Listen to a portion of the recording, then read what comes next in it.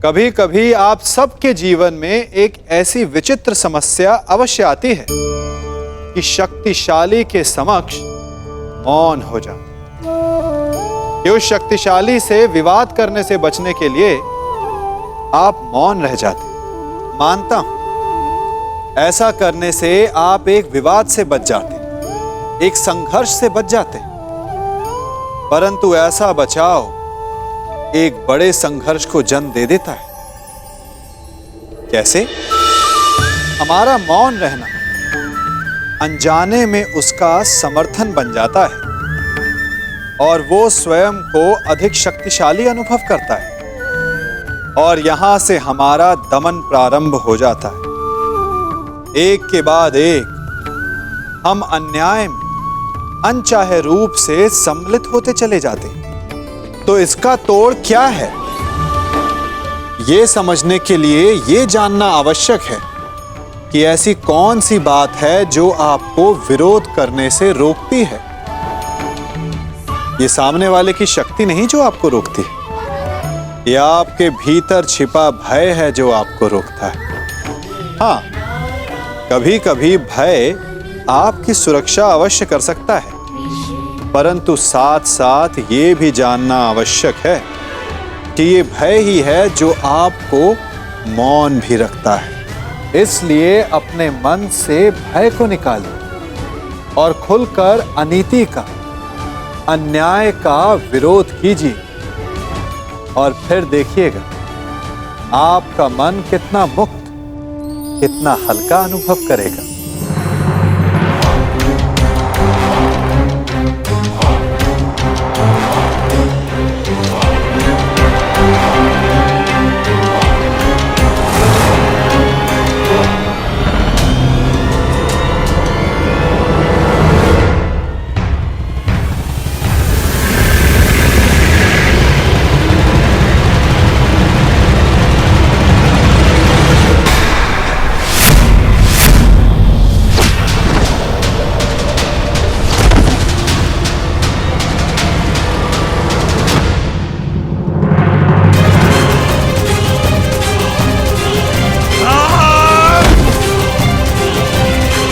तुम भूल गए कि पांचाली के ज्येष्ठ पति को महाराज के कक्ष के सारे द्वार क्या थे?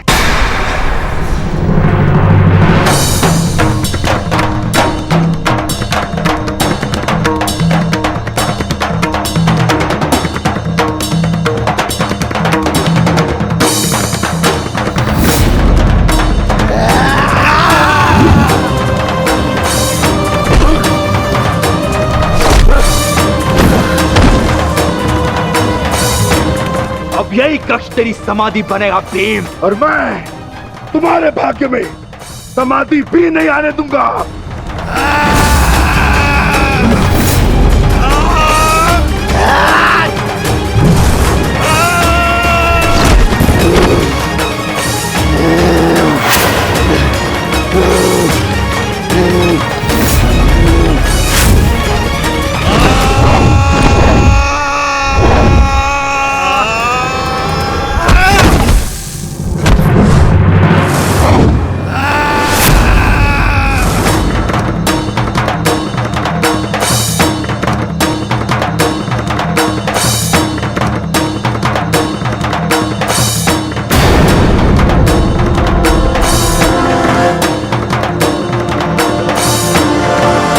सेनापति कीचक कहाँ?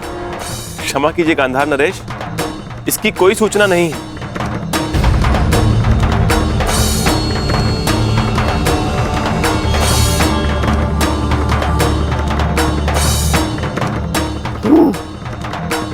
भरी सभा को छोड़कर कहां जा सकता है कीचक? उसके निजी अंगरक्षक भी तो दिखाई नहीं दे रहे।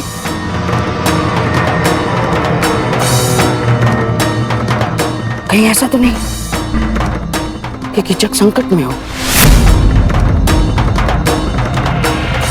और हाँ, संकट केवल पांडवों की ओर से आ सकता है।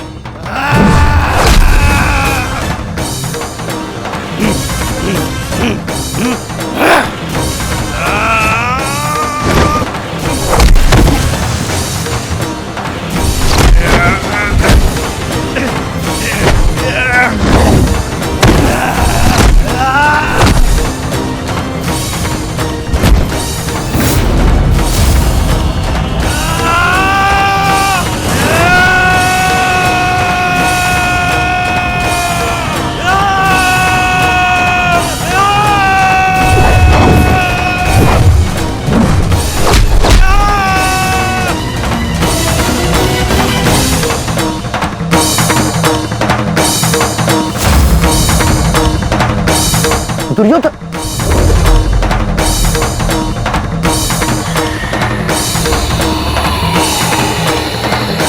मुझे स्वयं ही जाकर देखना होगा।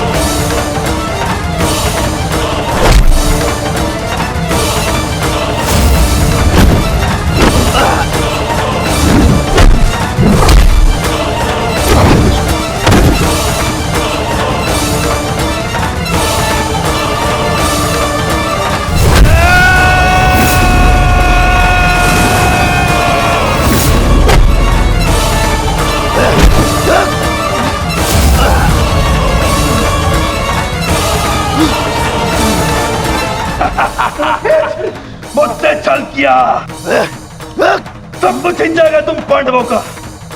अब यहां पर आकर पता चलेगा कि तुम लोगों का अज्ञातवास भंग हो चुका है।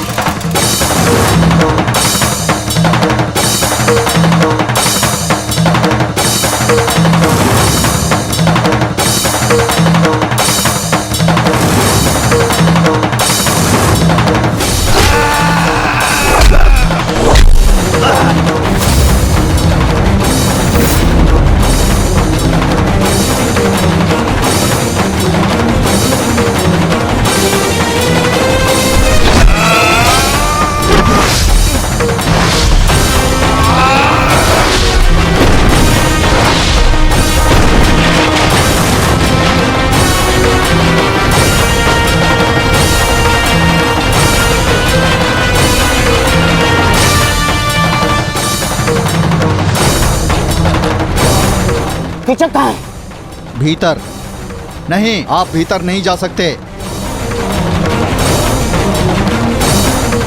अरे भीम कुछ लोग इस ओर आ रहे हैं। मार्ग छोड़ो, वो संकट में है।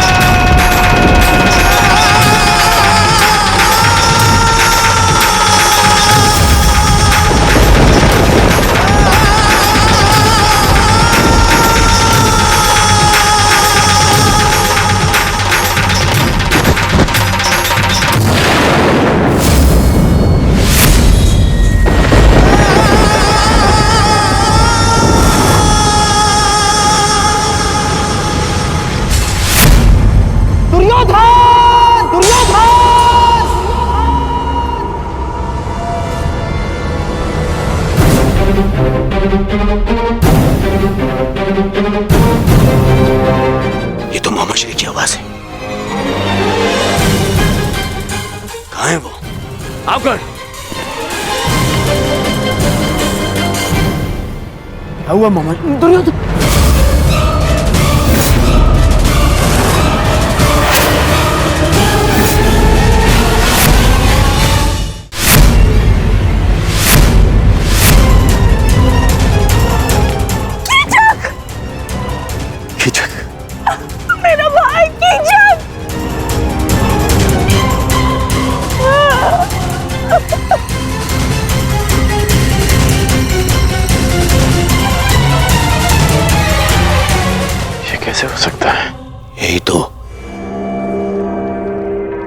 क्या प्रश्न है? मेरा परम मित्र कीचक, कोई उसका वध कैसे कर सकता है? कीचक महायोद्धा था, उसी के महल में यह संभव है।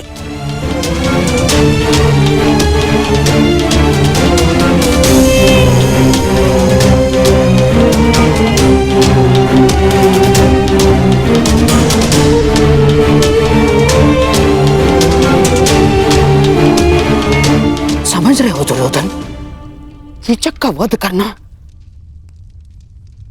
सामान्य मनुष्य के बस की बात नहीं है। पूरे आर्यव्रत में इस महाबली कीचक को मारने का सामर्थ्य केवल गिने चुने महायोद्धाओं में है, जैसे गंगापुत्र भीष्म, अंगराज कर्ण, स्वयं तुम दुर्योधन, महाबली बलराम और भीम मामश्री।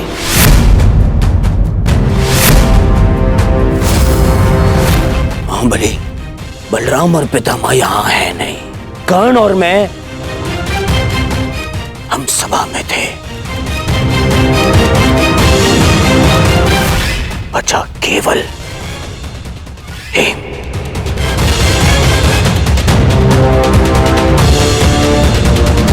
भीम ही हो सकता है जिसने महाशक्तिशाली कीचक का वध किया।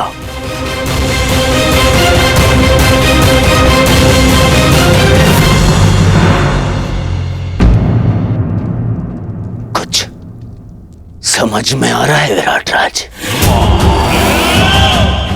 भीम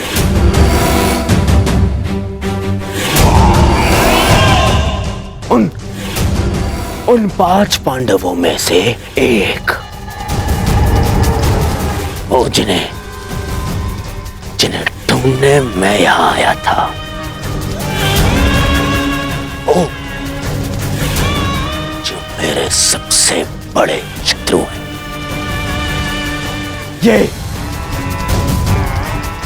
ये घटना प्रदर्शित करती है कि आपने मेरे सबसे बड़े शत्रु को आश्रय दी है। शत्रु का शत्रु मित्र और शत्रु का मित्र शत्रु। विराट राज शत्रु। कैसी बातें कर रहे हैं कुमार दुर्योधन? मुझे इस बात का कोई भान नहीं। कृपया मेरा विश्वास करें। बस,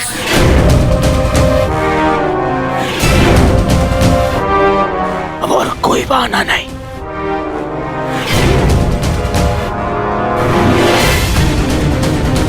पांडव यही है और मुझे उन्हें अज्ञातवास पूर्ण होने से पहले पहचानना है। और इस बार मेरे मार्ग में कोई नहीं आ सकता। कोई नहीं।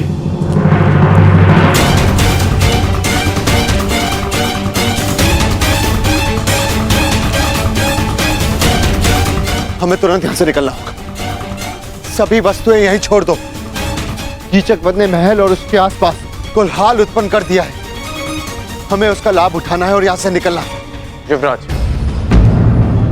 शांत हो जाइए। विराट राज मत्स्य के राजा हैं। उनके साथ ऐसा व्यवहार अभद्रता है। मेरे साथ चल। विरोध है, विरोध। और कदाचित तुमने सुना नहीं कर्ण, मैंने कहा इस बार मेरे मार्ग में कोई नहीं आएगा। और तुम उनसे भिन्न नहीं हो।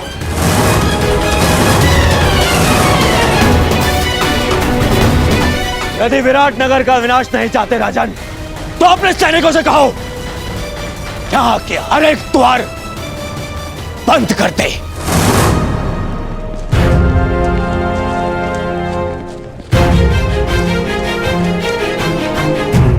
कीचक का वध इसी राजमहल में हुआ है और ये मेरी दुर्योधन की आज्ञा है कि राजमहल के हर एक व्यक्ति को राज्यसभा में उपस्थित होने का आदेश दिया जाए। कोई भी अनुपस्थित नहीं रहना चाहिए, कोई भी नहीं। मेरे शत्रु वो पांडव यही छुपे हैं, यही मुझे वो पांडव चाहिए। यदि ये कार्य पांडवों ने ही किया है तो आशा है कि वो अब तक यहां से निकल गए होंगे।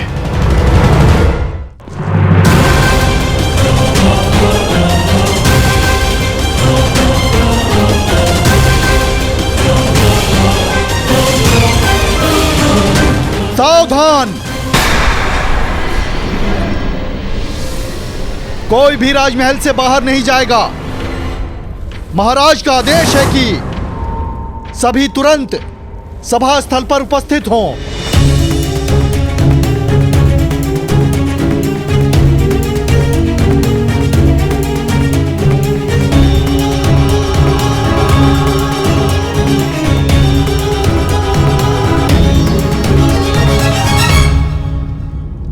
महाराज की जय हो। आपके आदेश अनुसार राजभवन के सभी द्वार बंद कर दिए गए हैं। कोई अभी यहां से नहीं जा सका है। सबको एक पंक्ति में खड़ा कर दो।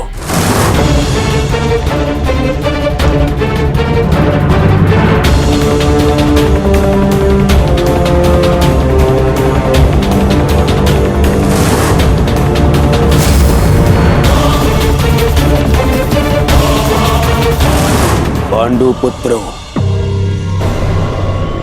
कीचक के वध से मुझे यह ज्ञात हो गया है कि तुम यहीं छिपे हो। तुम सब यही हो और इसी सभा में हो। अवश्य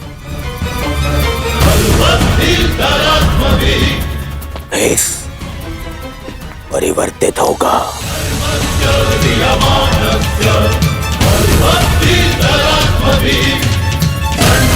परंतु दुर्योधन की दृष्टि से तुम सब बच नहीं पाओगे। श्रेष्ठ यही होगा कि तुम स्वयं मेरे समक्ष प्रस्तुत हो जाओ, अन्यथा मुझे क्रोध आ जाएगा और द्यूत भवन में तुम देख चुके हो कि जब दुर्योधन को क्रोध आता है तो क्या होता है।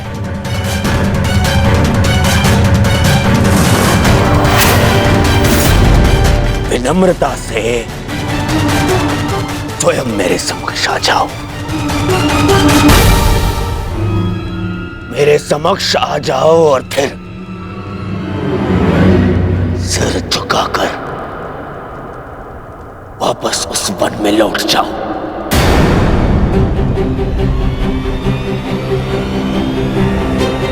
मुझे बल प्रयोग करने पर विवश मत करो।